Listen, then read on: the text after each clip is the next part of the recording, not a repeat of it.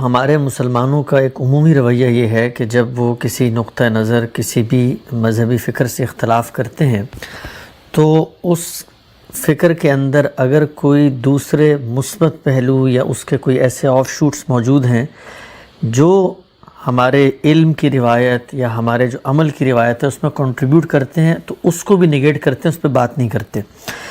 ہم آپ سے گفتگو کرتے رہتے ہیں تصوف کے حوالے سے، اس کا جو فکری مقدمہ ہے آپ نے اپنی کتاب میں بھی لکھا۔ آج میں یہ چاہتا ہوں کہ اس پہلو سے کچھ آپ سے جاننے کی کوشش کروں کہ یہ تصوف کی روایت ہے، ایک تو اس کا علم الکلام کا پہلو ہے، اس نے کیسے کائنات اور انسان کے تعلق کو سمجھا، کیسے مذہب کو ڈیفائن کیا۔ یہ دوسرا پہلو جہاں پر وہ انسانی نفسیات، انسانی ادب، انسان کے احساسات، اس کی نفسیاتی جو جذبات ہیں ان کو کیسے بیان کرتا ہے۔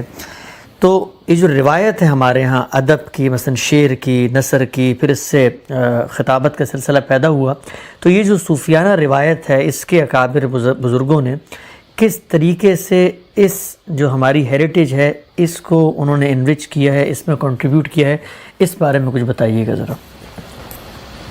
رسالت مآب صلی اللہ علیہ وسلم سے اس دین کی ابتدا ہوئی، یعنی اس پہلو سے کہ یہ ہمیں رسول اللہ صلی اللہ علیہ وسلم کی تصویب سے ملا ہے۔ ویسے تو اس کی ابتدا آدم علیہ السلام سے ہو گئی، سب پیغمبر اسی دین کو لے کر آئے ہیں۔ قرآن مجید یہ کہتا ہے کہ اللہ کا دین ہمیشہ سے اسلام ہی رہا ہے، یہ سب پیغمبروں کا دین ہے۔ اس کی اس لحاظ سے تو ابتدا سیدنا آدم ہی سے ہو گئی تھی، لیکن ہمارے لیے یہ تجدید کے بعد محمد الرسول اللہ صلی اللہ علیہ وسلم کی تصویب سے جاری ہوا ہے، اور ہم ظاہر ہے کہ اسی نسبت سے اب اس کو مانتے بھی ہیں، قبول بھی کرتے ہیں اور اس کی دعوت بھی دیتے ہیں۔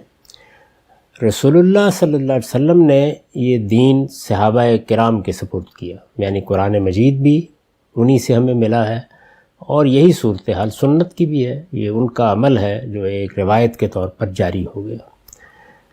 پھر یہ تو نہیں ہوا کہ وہی لوگ ہمیشہ رہیں، یا جس طرح کی ان کی تربیت ہوئی اسی کے لحاظ سے تمام چیزیں ہوتی رہی ہوں، یا تاریخ ایک جگہ روک دی گئی ہو، اس کے بعد پھر یہ دین، اس کی دعوت اقصائے عالم تک پہنچ گئی۔ یہ معلوم ہے کہ رسالت مآب صلی اللہ علیہ وسلم کے دنیا سے رخصت ہو جانے کے کوئی 10-15 ہی سال کے عرصے میں بڑی بڑی سلطنتیں، اسلامی ریاست کہیے یا مسلمانوں کی ریاست کہیے، اس کا حصہ بن گئی۔ ایک بڑی سلطنت مسلمانوں کی قائم ہو گئی، اس میں ہر ذہانت کے لوگ، ہر پس منظر کے لوگ، ہر مدرسہ فکر کے لوگ، مختلف ادیان کے ماننے والے، ہر طرح کے لوگ موجود تھے۔ مسیحی علم کلام کی ایک پوری روایت موجود تھی، یونانی فلسفہ بڑی حد تک اپنی جگہ بنا چکا تھا، اس کی ایک پوری ٹریڈیشن مسلمانوں کو ملی۔ یہی صورتحال ہندوستان کے مذاہب، ہندوستان کے فلسفوں کی تھی۔ مصر میں بھی ایک بڑی قدیم روایت اس سے پہلے موجود تھی۔ تو یہ سارا وہ منظر ہے جس میں جو لوگ اسلام کی طرف متوجہ ہوئے وہ آہستہ آہستہ اسلام کے ساتھ وابستہ بھی ہوتے چلے گئے، اور ایک علمی روایت کو پیدا کرنے کا باعث بھی بنے۔ یہ اپنی جگہ پر ایک بڑا مثبت عمل ہے، یعنی ایسا نہیں ہو سکتا کہ کوئی مذہب آپ لوگوں کو دیں اور وہ مذہب قبول کرنے کے بعد باقی دنیا سے بے تعلق ہو کر بیٹھ جائے۔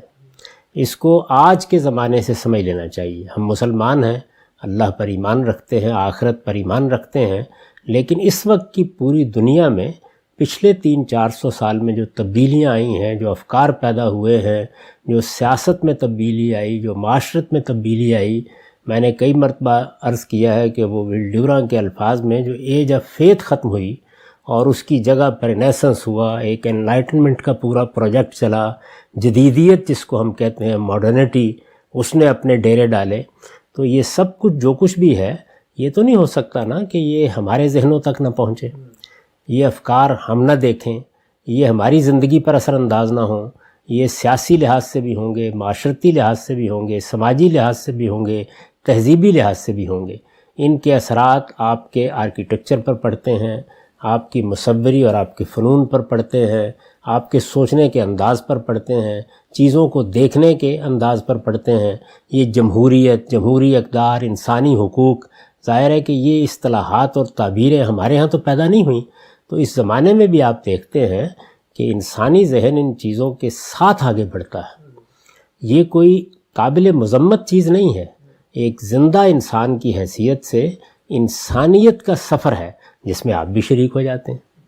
اس میں اس کی بڑی ضرورت ہوتی ہے کہ مذہب چونکہ انسان کے علمی ارتقاء کا نتیجہ نہیں ہے، یعنی انسانی علوم کے بارے میں ابھی حال میں بڑی تفصیلی گفتگو کر چکا ہوں کہ وہ کس طرح سے پیدا ہوتے ہیں۔ انسانی علم نہ صرف یہ کہ اپنی پیدائش کا ایک پورا نظم رکھتا ہے، بلکہ وہ نظام فکر بننے یا ایک علم کی حیثیت اختیار کرنے تک جن مراحل سے گزرتے ہیں وہ سب کے سب ارتقائی ہوتے ہیں۔ اس میں نقد و نظر کا سلسلہ بھی جاری رہتا ہے، اس میں آپ بہت سے افکار کو ایک زمانے میں بڑی غیر معمولی اور قیمتی چیز سمجھتے ہیں، پھر اس پر تنقید بھی کرتے ہیں۔ اس مصرے میں اس کو سمیٹ دیا اقبال نے کہ تراشیدم پرستیدم شکستم، ہم بت تراشتے ہیں، پھر اس کے بعد ان کی پرستش کرتے ہیں، پھر ان کو خود ہی توڑ دیتے ہیں۔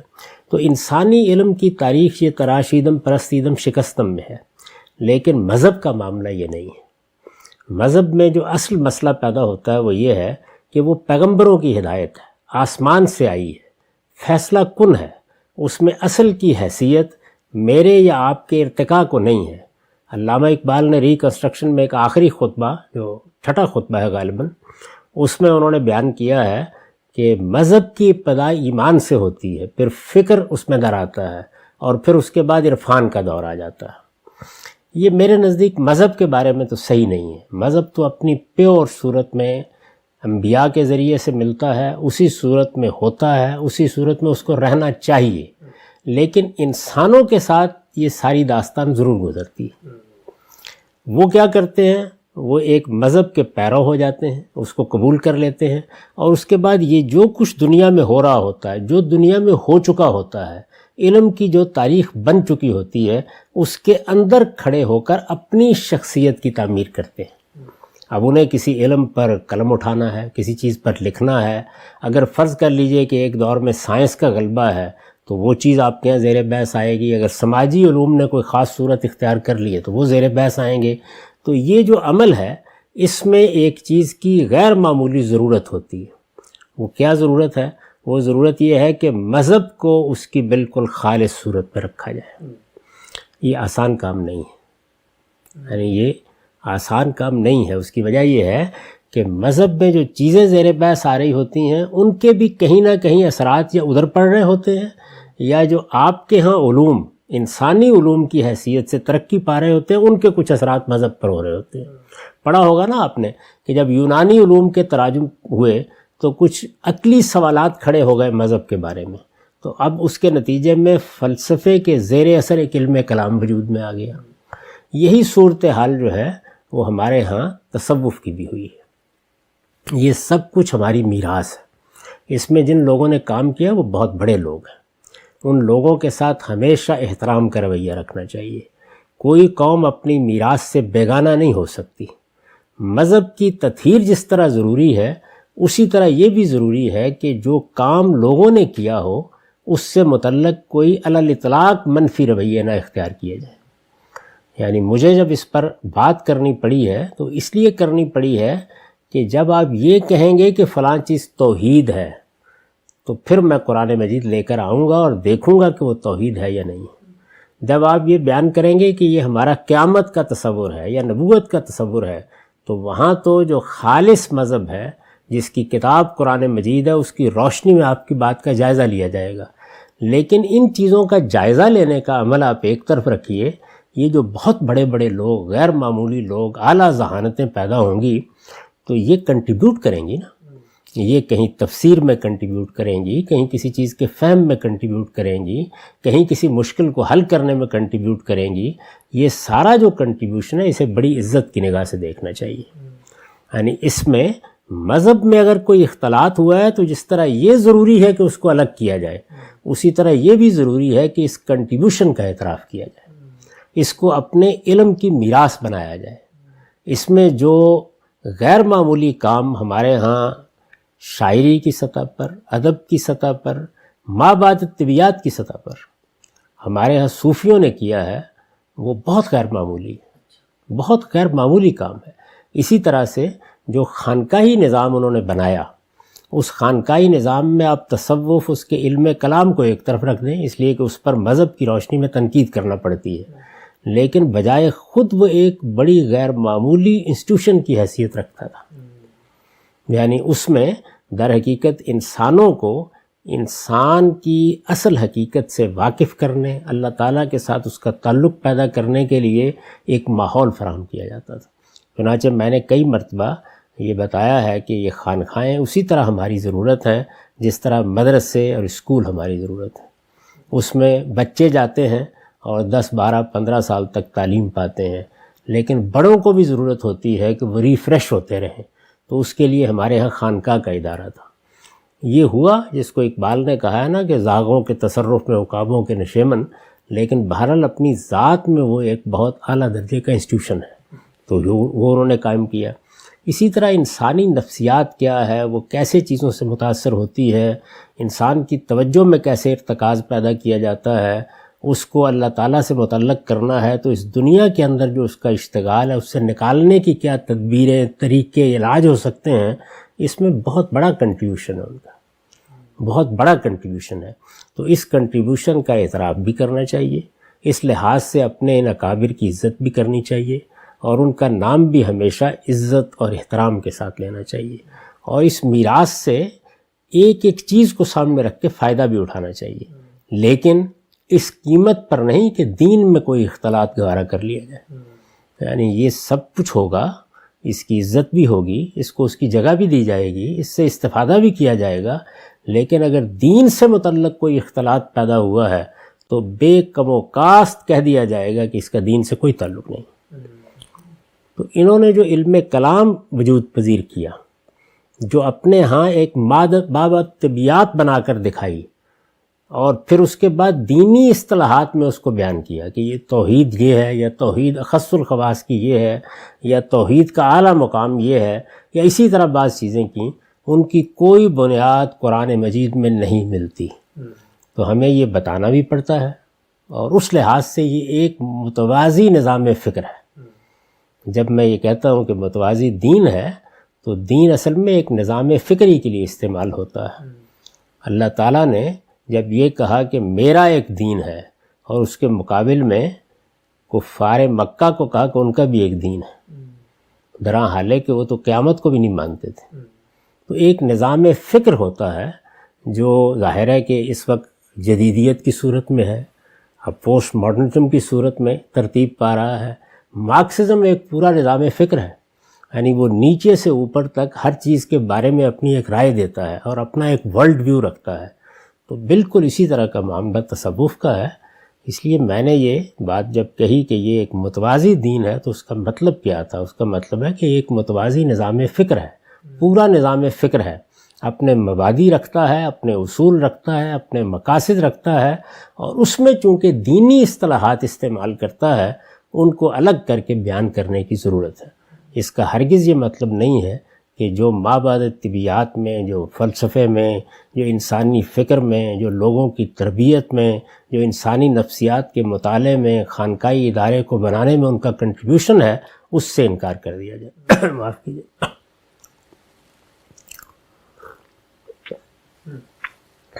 پھر اتنا ہی نہیں ہے، یہ لوگ صرف اسی پر تو کام نہیں کر رہے تھے نا، اس کے ساتھ مثلا آپ شاہ ولی اللہ کو دیکھیں، آپ امام غزالی کو دیکھیں، وہ علم اصول پر کام کر رہے ہیں۔ ان کی کتاب المستصفیٰ موجود ہے۔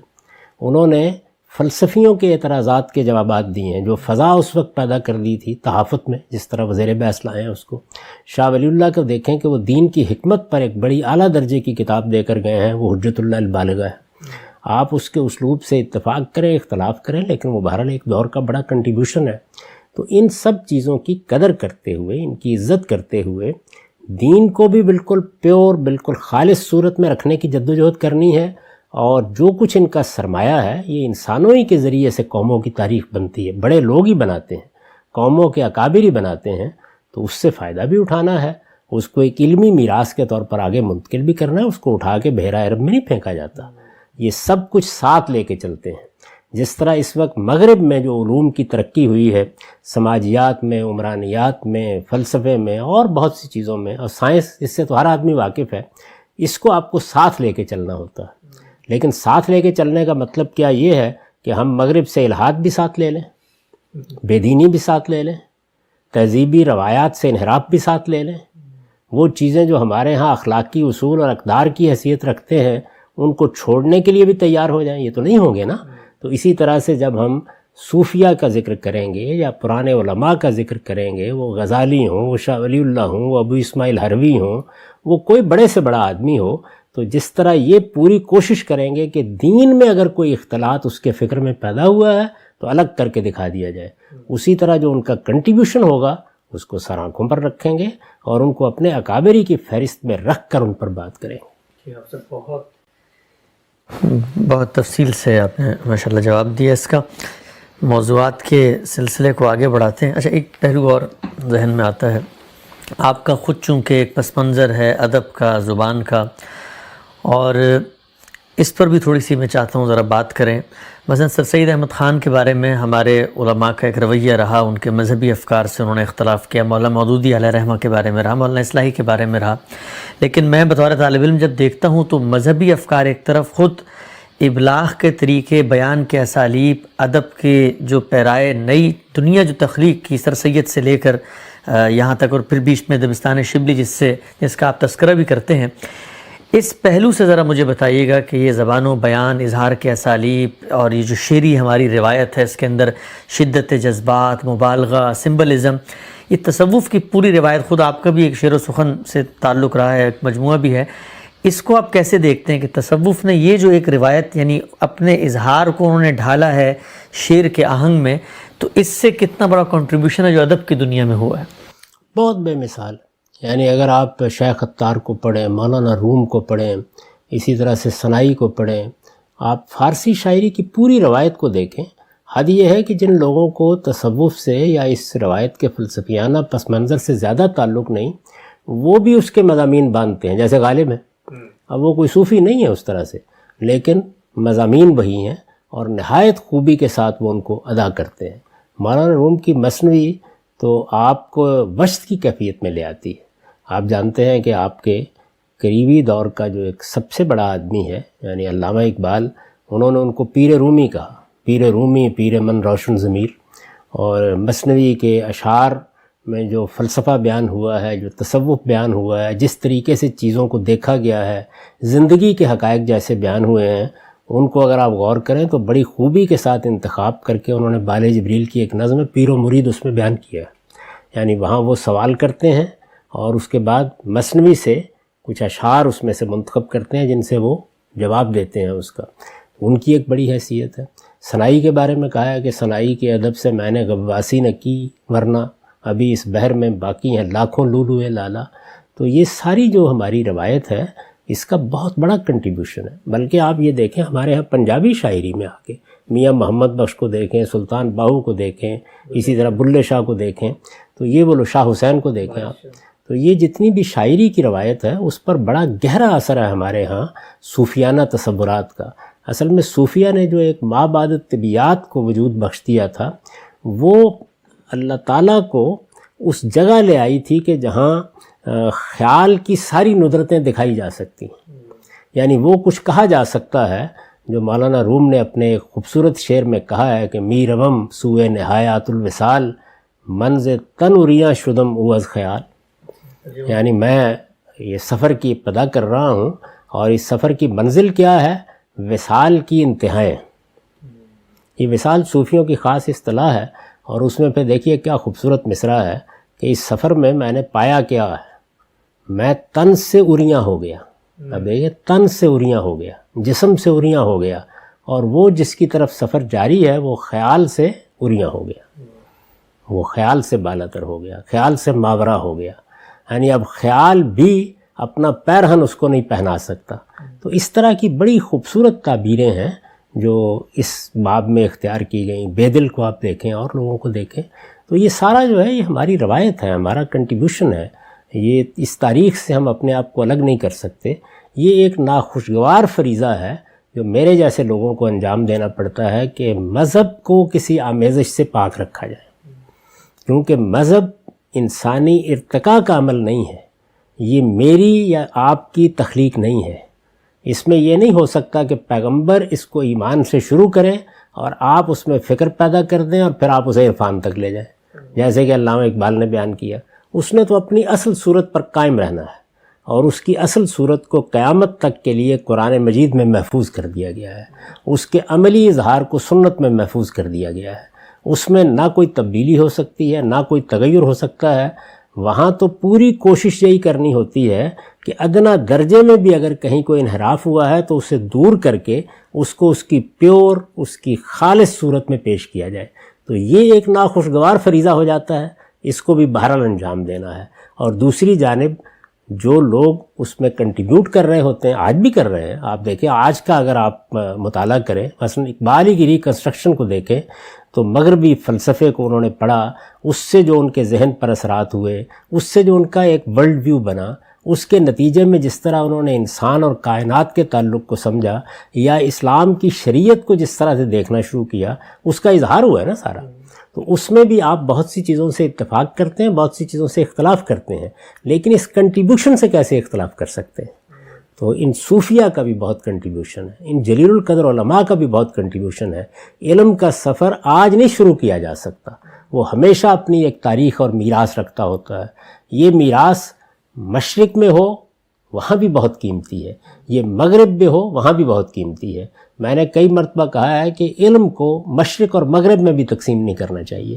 یہ انسانیت کا سفر ہے، اور اس میں جہاں جہاں اگر فرض کیجئے کہ ایک مقام پر افلاطون کھڑا نظر آتا ہے، یا ارسطو نظر آتا ہے، یا دیکارت نظر آتا ہے، یا ہیگل نظر آتا ہے، یا برگسا نظر آتا ہے، یا آپ آج کے زمانے کے بڑے سائنسدانوں کو دیکھتے ہیں، تو یہ سب کے سب اصل میں اس سفر کو لے کے آگے چل رہے ہیں.